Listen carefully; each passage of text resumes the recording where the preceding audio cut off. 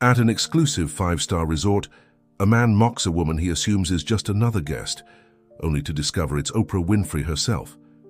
When the truth hits, his reaction stuns everyone. What happens next will have you talking for days. If this story interested you, don't forget to subscribe to our channel and tell us which city you're watching us from. We'll keep going.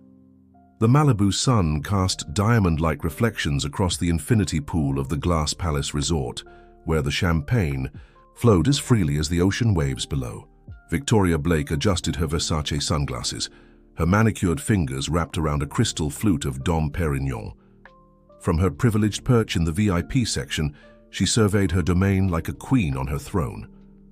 The resort's name wasn't just for show.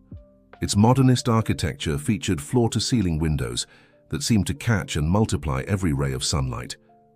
At $5,000 per night minimum, it served as a playground for tech billionaires, Hollywood royalty, and old money families who treated $100 bills like tissue paper. Victoria had worked hard to secure her place among them. As CEO of Blake Industries, a rapidly growing tech company, she had clawed her way up from middle-class origins to claim her spot in this rarefied air. Perhaps that's why she guarded it so jealously. "Amanda, darling, be a dear and fetch me another glass," she called out to one of her constant companions. Though friend might be too generous a term, Amanda jumped up immediately, eager to please, her designer swimsuit perfectly coordinating with Victoria's cabana decor. That's when Victoria first noticed her, the woman by the main pool. She sat quietly reading a book, wearing a simple white linen dress that looked more Target than Tom Ford. Her natural hair was pulled back in a casual style, and she wore no visible makeup or jewelry. Everything about her seemed to clash with the resort's carefully cultivated atmosphere of excess. "Did someone get lost on their way to the Holiday Inn?" Victoria muttered, loud enough for her entourage to hear. They tittered obligingly, but Victoria's eyes remained fixed on the woman. There was something about her serenity that needled at Victoria's carefully constructed sense of superiority. "Security really should be more selective," chimed in Melissa, another member of Victoria's circle. "I mean, this isn't some public beach club." The woman must have heard them. She was only a few yards away, but she simply turned another page in her book, completely unbothered. Her calm only irritated Victoria more. "Perhaps she won this trip in a radio contest," suggested Amanda, returning with Victoria's champagne. More laughs from the group. Victoria stood up, smoothing her $2,000 cover-up. "Ladies, I think it's time we investigate. After all, we have certain standards to maintain." She sauntered over to the woman's lounge chair, her designer heels clicking against the marble tile. Her entourage followed a few steps behind, like a pride of lions stalking prey. "Excuse me," Victoria said, her voice dripping with fake sweetness. "Are you sure you're in the right place? The public beach is just down the road." The woman looked up from her book, and Victoria was struck by the warmth and intelligence in her eyes. But more than that, there was something familiar about her face, something Victoria couldn't quite place. "I'm exactly where I'm meant to be," the woman replied with a gentle smile. "Thank you for your concern." Victoria's eyes narrowed. The woman's voice carried a quiet authority that was both unexpected and unsettling. "Well, you should know that this is a private resort, very exclusive. We wouldn't want anyone feeling out of place." "I never feel out of place," the woman responded. "Every space belongs to all of us, don't you think? We're all just passing through." The philosophical tone caught Victoria off guard. This wasn't how these conversations usually went. Before she could respond, a young resort employee came rushing over. "Ms. Winfrey, I'm so sorry to interrupt, but everything is ready for your meeting with the resort owner about tomorrow night's charity gala." Victoria felt the blood drain from her face as the pieces clicked into place, the familiar face, the commanding presence, the unshakable calm. She had just tried to shame Oprah Winfrey, one of the most powerful and influential women in the world. The woman, Oprah, stood up with graceful dignity. "Thank you, Michael. I'll be right there." She turned to Victoria with that same warm smile, showing no sign of offense. "If you'll excuse me, perhaps we'll continue our conversation at the gala tomorrow night." As Oprah walked away, Victoria remained frozen in place, her champagne forgotten in her trembling hand. Her entire carefully constructed world of social superiority had just crumbled around her designer heels. Behind her, she could hear her entourage whispering frantically among themselves, already beginning to distance themselves from her faux pas. But worse than the social embarrassment was the growing realization that she had become exactly the type of person she used to despise, someone who judged others solely based on appearances and perceived status. When had she become this person? And more importantly, could she find her way back to who she used to be? Victoria barely slept that night. Every time she closed her eyes, she saw Oprah's gentle, knowing smile, a mirror reflecting back all her worst qualities. Her 3,000 thread-count Egyptian cotton sheets felt like sandpaper against her skin, as she tossed and turned, replaying the afternoon's events over and over in her mind. The next morning, she avoided the pool area entirely, choosing instead to hide in her $2,500 per night suite. Her phone had been suspiciously quiet, no messages from her usual crowd. In the harsh light of day, Victoria realized just how quickly her social circle could evaporate when she became a liability instead of an asset. Around noon, a knock at her door startled her from her self-imposed exile. Opening it, she found Michael, the same resort employee from yesterday, holding an envelope. "Ms. Blake, this was left for you at the front desk," he said, maintaining a professionally neutral expression that nevertheless seemed to hold a hint of judgment. Inside the envelope, Victoria found an invitation to a private tea service that afternoon. The elegant cardstock bore a simple message in flowing script. "When we know better, we do better. Oh." Victoria's hands trembled as she read the words. Oprah wasn't just acknowledging yesterday's incident. She was offering an opportunity for redemption. But was Victoria ready to face her own reflection? As she made her way to the resort's private garden terrace at the appointed time, Victoria found herself doing something she hadn't done in years, second-guessing her outfit. Her usual armor of designer labels suddenly felt gaudy and inappropriate. After changing 3 times, she finally settled on her simplest silk blouse and tailored pants. The garden terrace was an oasis of tranquility, featuring a koi pond and carefully manicured Japanese maple trees. Oprah was already there, again dressed simply but elegantly, radiating that same unshakable calm that had so irritated Victoria yesterday. "Thank you for coming," Oprah said warmly, gesturing to the empty chair across from her. "I thought we might enjoy some tea and conversation." Victoria sat down stiffly, her usual confidence nowhere to be found. "Ms. Winfrey, I want to apologize for yesterday. My behavior was inexcusable." "Call me Oprah," she replied, pouring tea into delicate porcelain cups. "And apologies are important. But understanding why we do things is even more important. Tell me, Victoria, when did you start measuring people's worth by their designer labels?" The question hit Victoria like a physical blow. She opened her mouth to deny it, but the words wouldn't come. Instead, unexpected tears sprang to her eyes. As memories flooded back, memories she had carefully buried under layers of expensive perfume and social climbing. "I grew up poor," Victoria admitted, the words feeling foreign on her tongue. "My mother cleaned houses for rich families. She would come home with stories about how they treated her, like she was invisible. I swore I would never be invisible." Oprah nodded, her eyes filled with understanding. "So you became the very thing you once hated, thinking it would protect you from ever feeling that way again." "I didn't even realize." Victoria's voice cracked. "Yesterday, when I looked at you by the pool, I saw someone who seemed comfortable just being themselves.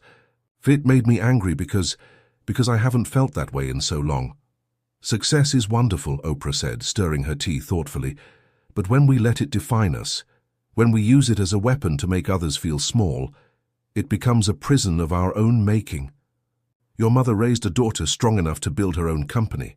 Do you think she did that so you could make others feel invisible?" Victoria felt something crack inside her, a wall she had built so gradually she hadn't even noticed it going up. Years of accumulated pretense and prejudice began to crumble, leaving her feeling raw but somehow lighter. "The charity gala tonight," Oprah continued, is funding educational programs for underprivileged girls. Girls who probably remind you of yourself at that age. Would you like to help me present the opening speech? Victoria looked up, surprised. You would trust me with that? After yesterday? Yesterday is past. What matters is who you choose to be today, and every day after. Oprah reached across the table and squeezed Victoria's hand. Sometimes we need to get lost before we can find our way back to ourselves. As they continued talking, the afternoon sun painting the garden in warm hues, Victoria felt something she hadn't experienced in years, the freedom of being truly seen, not for her designer clothes or social status, but for who she really was. She realized that she had one more apology to make, to herself, for forgetting who she used to be. The grand ballroom of the Glass Palace Resort sparkled like a jewel box that evening.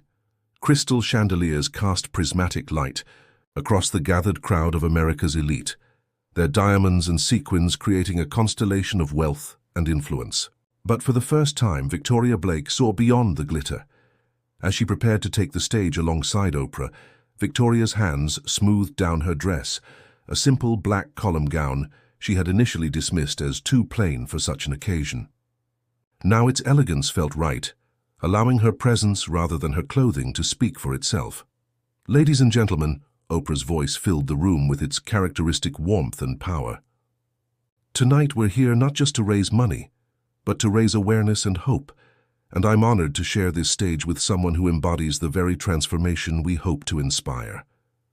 Victoria's heart pounded as she stepped forward. Her former entourage sat in the audience, their expressions a mix of confusion and curiosity. Amanda caught her eye and quickly looked away, but Victoria noticed something new in her former friend's face, a glimmer of recognition, perhaps of her own masked. "Securities. My name is Victoria Blake," she began, her voice steady despite her nerves. 24 hours ago, I stood in this resort judging someone based on their appearance, their choice of clothing, their seeming lack of status. What I didn't realize was that I was really judging myself. The room fell silent, hundreds of eyes fixed on her. In that moment, Victoria felt more exposed than she ever had, but also more authentic. I grew up as the daughter of a housekeeper, she continued, watching as surprised murmurs rippled through the crowd. My mother worked in homes like yours, wearing a uniform that made her invisible to the people she served. I promised myself I would never be invisible, but somewhere along the way, I became the very thing that once hurt me. Victoria caught sight of her reflection in one of the ballroom's many mirrors. For the first time in years, she recognized herself. The girls we're helping tonight, they don't need our pity. They need our understanding that circumstances don't define worth. They need to know that success isn't measured by the labels you wear or the circles you run in, but by the impact you have on others' lives. As she spoke, Victoria noticed something extraordinary happening in the audience. Designer handbags were being set aside. Diamond necklaces were being touched self-consciously. Masks of social superiority were slipping, revealing the human faces beneath. I spent years building walls of privilege around myself, thinking they would protect me. Instead, they trapped me. It took someone with true grace and wisdom to help me see that real strength comes from lifting others up, not pushing them down. She turned to Oprah, who nodded encouragingly. Yesterday, I tried to make this remarkable woman feel unwelcome because she didn't fit my narrow definition of belonging. Today, she showed me what true belonging means, being authentic enough to let others be authentic too. The silence in the room had transformed from polite attention to deep reflection. Victoria could see her words landing in unexpected places, cracking facades that had been carefully maintained for years. So, tonight, as we raise funds for educational opportunities, I'm not just asking for your money. I'm asking for your humanity. Look around this room. How many of us are wearing masks? How many of us have forgotten who we really are in our attempt to be who we think we should be? Amanda was crying now, mascara tracking down her cheeks. Melissa had removed her designer, sunglasses, her eyes vulnerable and exposed. Even the resort owner, a notoriously hard-headed businessman, was nodding thoughtfully. "I'm pledging $5 million tonight," Victoria announced, causing a stir in the crowd. "Not from my company's foundation, but from my personal accounts. And with it, I pledge my time to mentor these girls, to share my story, and to remind them that they never need to make themselves invisible."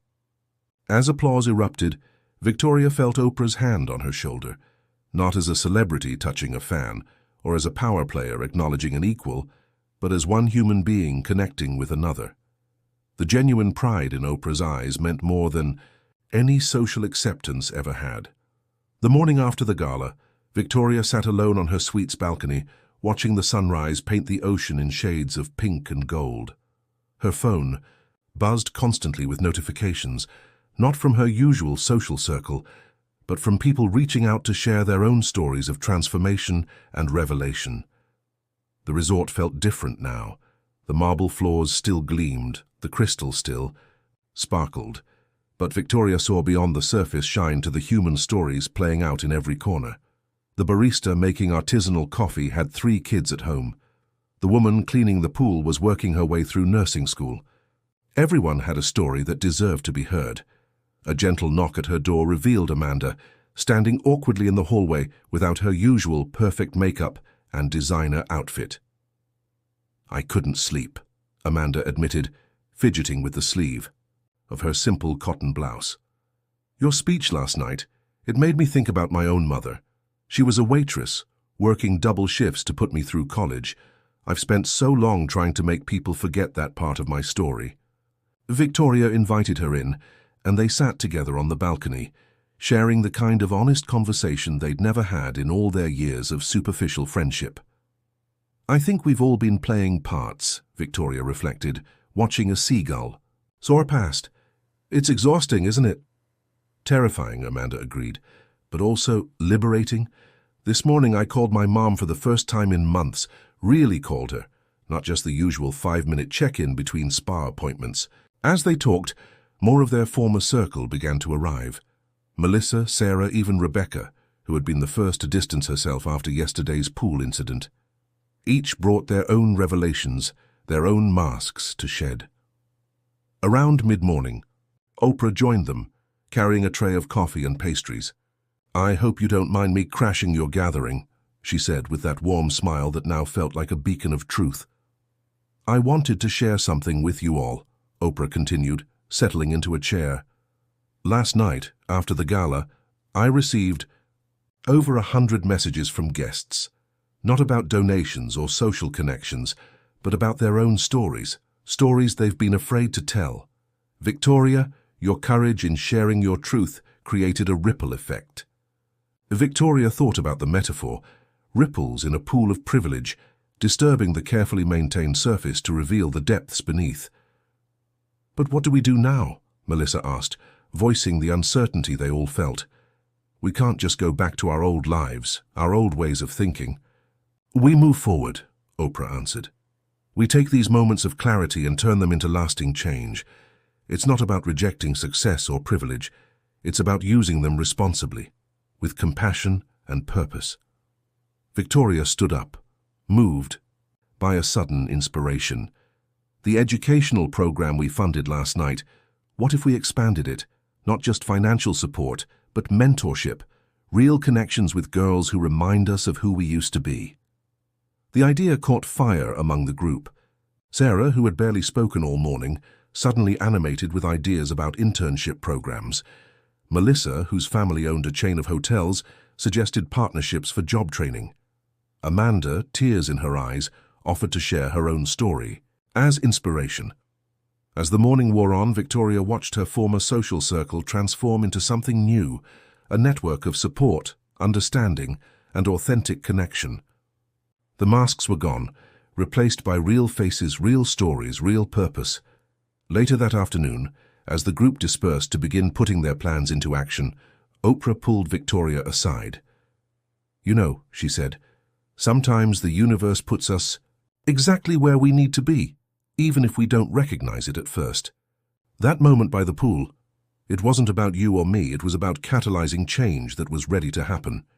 Victoria looked out at the ocean, thinking about all the invisible barriers that had been broken in the past 24 hours. I thought this weekend would be about maintaining my social status. Instead, it became about rediscovering my humanity. Oprah smiled, squeezing her hand. That's the thing about true transformation. It never happens quite the way we expect. But when it's real, when it comes from a place of truth, it creates the kind of change that ripples out forever. As the sun reached its zenith over the glass Palace Resort, Victoria realized that true luxury wasn't about designer labels or exclusive access. It was about the freedom to be authentically yourself and the courage to let others do the same.